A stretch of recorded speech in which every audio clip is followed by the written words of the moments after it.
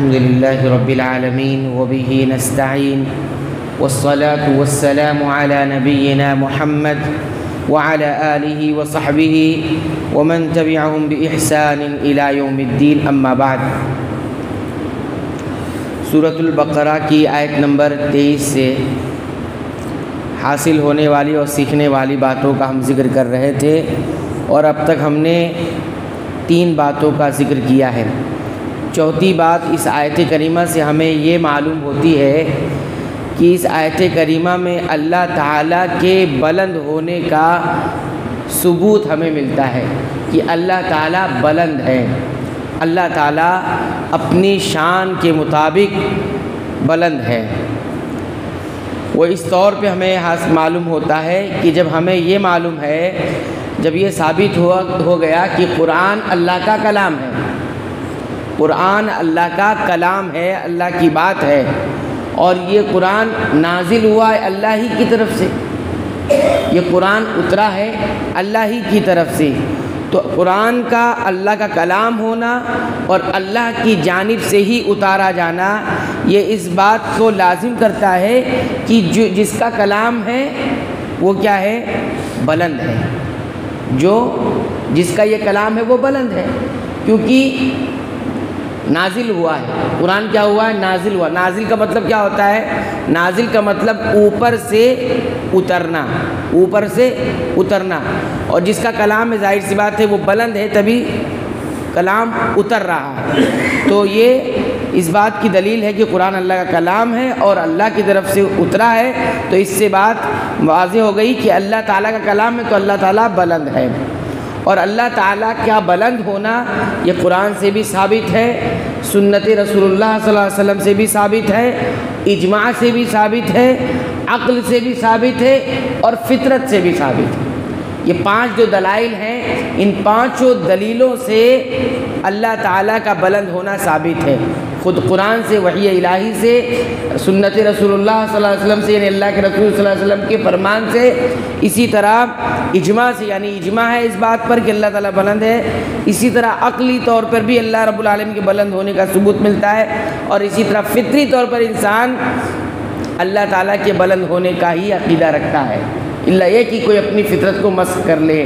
انسان جب بھی اپنی حاجت و ضرورت کو دل میں محسوس کرتا ہے تو وہ نہ دائیں دیکھتا ہے نہ بائیں دیکھتا ہے، نہ سامنے دیکھتا ہے نہ پیچھے دیکھتا ہے، کہاں دیکھتا ہے؟ آسمان کی طرف دیکھتا ہے، بلندی کی طرف۔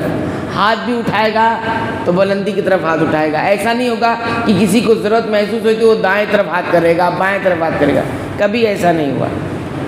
تو فطری طور پر انسان کے اندر یہ بات ہے کہ وہ اللہ کے لیے بلندی ہی کا، اگر فطرت برابر ہے، سلامت ہے، تو ایسا ہی ہوگا۔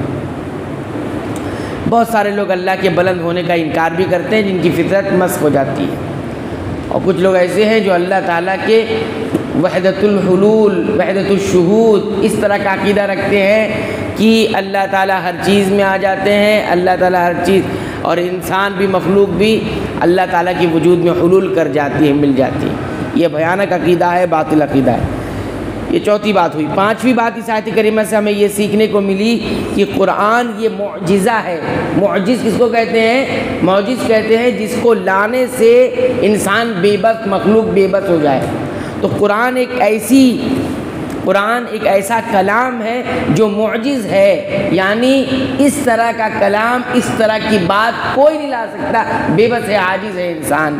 حتیٰ کہ ایک چھوٹی سی صورت بھی کوئی اس طرح کی بنا نہیں سکتا، لا نہیں سکتا۔ اور یہ بات کیسے معلوم ہوئی؟ اللہ تعالیٰ فرماتے ہیں فَأْتُوا بِصُورَةٍ مِّن مِّثْلِهِ، تم سب لے کر آ جاؤ ایک صورت ہی اس کی طرح، فَأْتُوا لے کر آ جاؤ بِصُورَةٍ مِّن مِّثْلِهِ، اس کی طرح ایک صورت ہی لے کے آؤ۔ تو یہ جو چیلنج والا انداز ہے، لے کر آؤ، اس کا معنی یہ کہ کوئی لا نہیں سکتا ہے۔ انسان چیلنج کب کرتا ہے؟ اس کو معلوم ہے سامنے والا یہ چیز کر نہیں سکتا، تو کہتا ہے آپ کر کے دکھائیے، آپ لے کر آئیے، اس طرح کہتا ہے۔ تو قرآن حکیم اس وقت یہ چیلنج کیا اور آج تک کوئی لا نہیں سکا، اس سے معلوم ہے کہ یہ معجز ہے، اس کے علاوہ کوئی بھی چیز معجز نہیں۔ معجز مطلب اس کو کوئی اور نہ کر سکے۔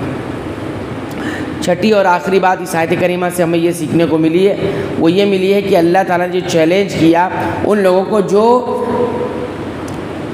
دیگر اور معبودوں کی عبادت کرتے ہیں، یعنی اللہ تعالیٰ کو چھوڑ کر اللہ تعالیٰ کے علاوہ جن لوگوں کی عبادت کرتے تھے ان سے اللہ تعالیٰ نے یہ چیلنج کیا ہے۔ اور یہ چیلنج اتنا ہی نہیں کیا بلکہ یہ بھی کہا کہ تم لا سکتے ہو تو لے آؤ، اور تم ہی نہیں بلکہ اس لانے کے لیے یعنی قرآن کی طرح کوئی کلام لانے کے لیے تم اللہ کو چھوڑ کر جس کو پکارتے ہو ان سب کو بھی پکار لو، بلا لو، اور سب مل کر اس قرآن کے طرح کوئی کلام لے آؤ۔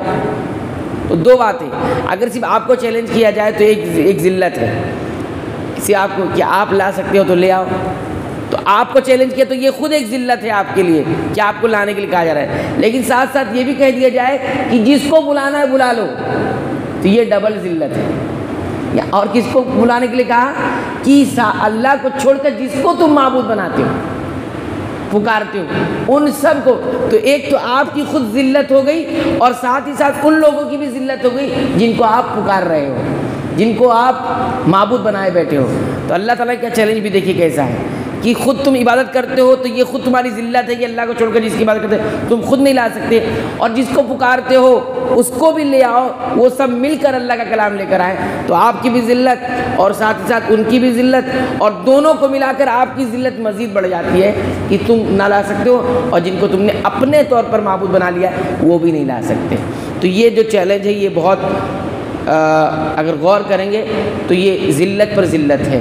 اگر اکیلے چیلنج کرتے تو اس میں کم ذلت تھی، اس میں کم ذلت تھی۔ اچھا تم جس کو اپنا سپورٹ مانتے ہو، جس کو تمہیں سپورٹ کریں گے ان کو بھی لے آؤ، تو ساتھ ساتھ ان کی بھی ذلت ہو گئی، ان کو بھی ذلیل کرنا ہو گیا ہے کہ نہیں بات، کہ ان کو بھی لے آؤ تو ان کی بھی ذلت آپ کی بھی ذلت، اور دونوں کو ملا کر ڈبل ذلت۔ تو یہ چھٹی بات ہمیں معلوم ہوئی کہ قرآن حکیم نے ان لوگوں کو چیلنج کیا جو اپنے معبودوں کے ساتھ اللہ تعالیٰ کو چھوڑ کر بہت سارے معبودوں کی عبادت کرتے تھے۔ تو بنیادی طور پر یہ 6 باتیں آیت نمبر 23 سے ہمیں معلوم ہوئی۔ انشاءاللہ آئندہ درس میں آیت نمبر 24 کی تفسیر اور اس سے سیکھنے والی باتوں کا ذکر کیا جائے گا۔